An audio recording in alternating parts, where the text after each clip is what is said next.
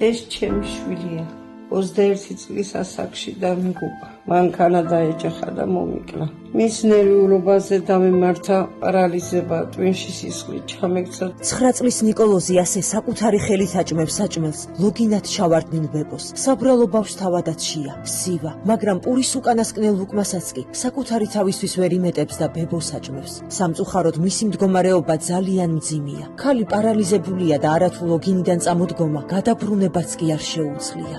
4 წელი არის, რომ ბებო ბეღზე ვერ დგება. ბებო რო ბეღზე ვერ დგება, მე ვრეცხავ, ვაჭმებ, სახლი ვალაგებ. მე მთელი დღე დავდივარ ეკლესიაში. ლოცუ რო ბებო ბეღზე ადგეს. მე მთელი დღე ავატვარ, თავი ტკივა. დედიკოს ფული არ აქვს, რომ ვიყიდოს წამალი.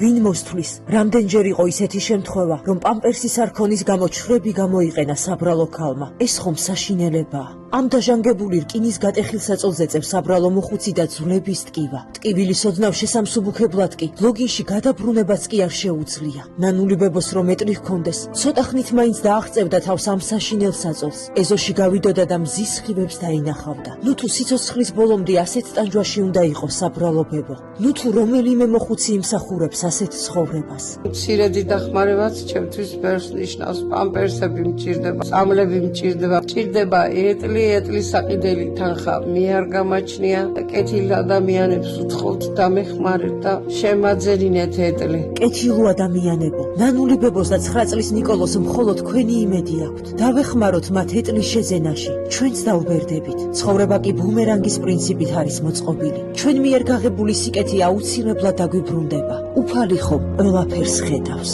გადარიცხეთ ნებისმიერი თანხა ჩერნოვეცკის ფონდის ოფიციალური საიტის მეშვეობით.